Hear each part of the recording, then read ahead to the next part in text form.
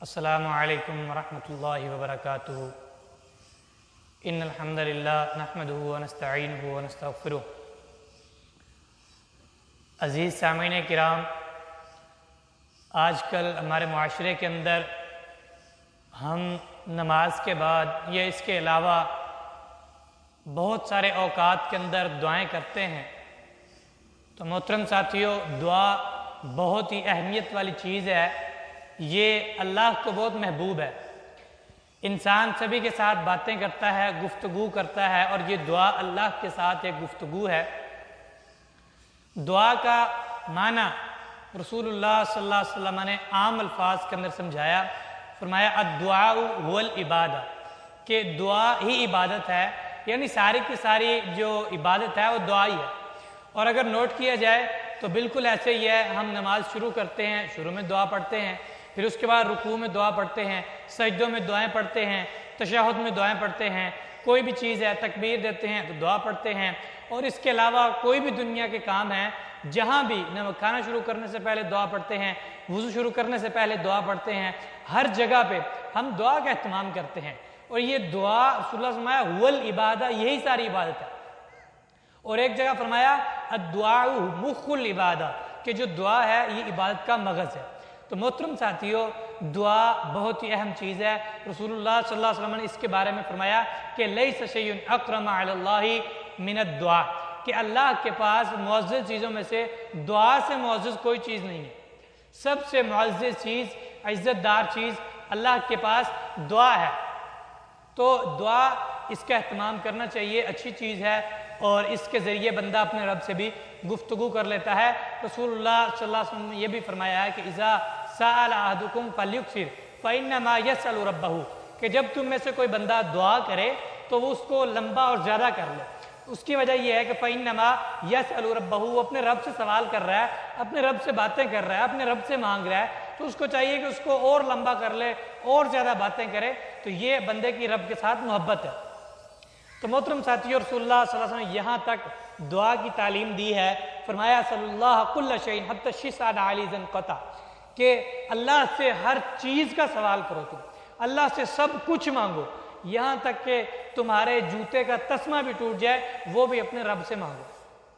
اور ایک جگہ اللہ تعالیٰ قرآن کریم میں خود کہتے ہیں، اللہ تعالیٰ فرماتے ہیں قال ربکم ادعونی استجب لکم ان الذین یستکبرون عن عبادتی سیدخلون جہنم داخرین، کہ لوگوں مجھے پکارو، مجھے یاد کرو، مجھ سے دعائیں کرو، ان الذین یستکبرون عن عبادتی، جو لوگ مجھے پکارنے سے اعراض کرتے ہیں، سیدخلون جہنم داخرین، وہ جہنم کے اندر ذلیل ہو کر داخل ہو جائیں گے۔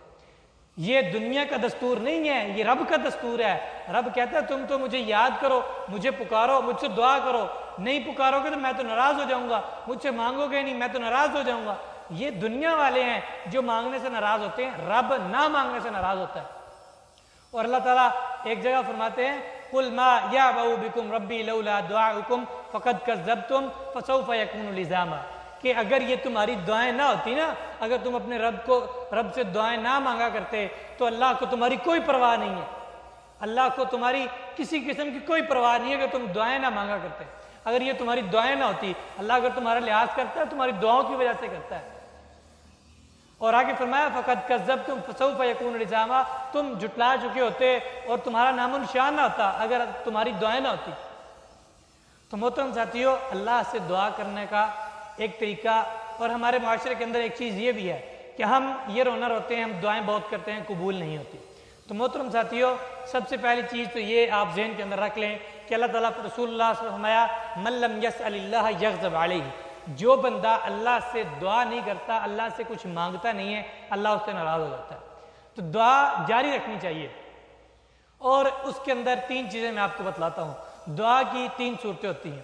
پہلی صورت یہ ہے کہ آپ کی دعا قبول ہو جائے گی، آپ نے جو مانگا ہے اپنے رب سے آپ کو عطا کر دیا جائے گا اور آپ کو وہ مل جائے گا۔ پہلی صورت یہی ہے کہ آپ کی جو دعا ہے وہ قبول ہو کر اللہ کی بارگاہ کے اندر آپ کو وہ چیز اللہ اس کے بدلے میں عطا کر دے گا جو آپ نے اللہ سے مانگی ہے۔ بہت بار ایسا ہوتا بھی ہے، ہم اللہ سے کچھ مانگتے ہیں، اللہ میں وہ عطا کر دیتا ہے۔ دوسری چیز یہ ہے کہ آپ اللہ سے جو مانگتے ہیں اللہ وہ آپ کو عطا نہیں کرتا، بلکہ اس کے بدلے میں آپ کی کوئی بیماری، کوئی مشکل، کوئی مصیبت، کوئی پریشانی کو ٹال دیتا ہے۔ جیسا کہ آپ نے اللہ سے دعا کی، اللہ نے اس دعا کے بدلے میں آپ سے کوئی بیماری، کوئی مصیبت، کوئی آفت آنی تھی، اللہ نے اس دعا کے بدلے میں آپ کی وہ آفت دور کر دی اور اس آفت کو ختم کر دیا۔ تیسری صورت یہ ہوتی ہے کہ بندے کی دعا نہ ہی قبول ہوتی ہے، نہ ہی اس کے ذریعے کوئی مصیبت ٹلتی ہے، بلکہ وہ دعا آخرت کے لیے ذخیرہ ہو جاتی ہے۔ تو یہ بہت ہی بہترین پوائنٹ ہے۔ رسول اللہ صلی اللہ علیہ وسلم فرمایا بندہ قیامت والے دن جب دیکھے گا نا کہ میں نے دنیا کے اندر جو دعائیں مانگی تھی وہ قبول نہیں ہوئیں اور اس کا مجھے کتنا بڑا صلہ مل رہا ہے، تو وہ بندہ یہ تمنا کرے گا وہاں کہ ہائے کاش میری دنیا کے اندر ایک دعا بھی قبول نہیں ہوتی اور وہ ساری کی ساری مجھے آج مل جاتی۔ تو یہ شکوہ اور گلہ نہیں کرنا چاہیے، دعا کبھی بھی رد نہیں ہوتی، کبھی بھی اس کا کوئی نقصان نہیں ہوتا، اور دعا کے ساتھ ساتھ ان 2-3 چیزوں کا خیال رکھنا چاہیے جو دعا کی قبولیت کے اسباب ہیں۔ تو میں آپ کے سامنے وہ گوشت گزار کروں گا۔ سب سے پہلی چیز یہ ہے کہ بندہ اللہ کے ساتھ مخلص ہو کر دعا کرے، بندہ اخلاص کے ساتھ دعا کرے کہ میں اللہ سے دعا کر رہا ہوں، اللہ مجھے ضرور عطا کرے گا۔ اللہ قرآن کریم میں فرماتے ہیں فَادْعُوا اللَّهَ مُخْلِصِينَ لَهُ الدِّينَ، اللہ کو تم اخلاص کے ساتھ مخلص ہو کر پکارو، اللہ تمہیں ضرور عطا کرے گا۔ تو پہلی شرط یہی ہے کہ ہم اخلاص کے ساتھ پکارتے ہی نہیں ہیں، ہم اپنی عادات کے مطابق ہاتھ اٹھاتے ہیں، دھیان کہیں اور ہے اور توجہ کہیں اور ہے، مخلص نہیں ہے، اپنے بس ایک فرض پورا ہے، خانہ پوری کرنے کے لیے دعا مانگ کر چلے جاتے ہیں، دعائیں ایسے قبول نہیں ہوتی۔ دوسری چیز یہ ہے کہ اللہ سے ہاتھ اٹھا کر دعا مانگی جائے۔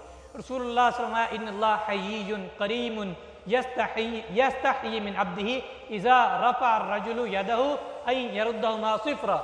رسول اللہ صلی اللہ علیہ وسلم اللہ تعالیٰ بہت زیادہ حیا کرنے والا ہے، بہت زیادہ کریم مہربان ہے، وہ اپنے بندے سے حیا کرتا ہے، اس کو شرم آتی ہے کہ اس کا بندہ ہاتھ اٹھائے اور اللہ اس کے ہاتھوں خالی لٹا دے، اللہ کو اس چیز سے شرم محسوس ہوتی ہے، اللہ بہت زیادہ حیا کرنے والا ہے، تو اللہ کو شرم آتی ہے کہ اللہ اپنے بندے کے ہاتھوں کو خالی لٹا دے۔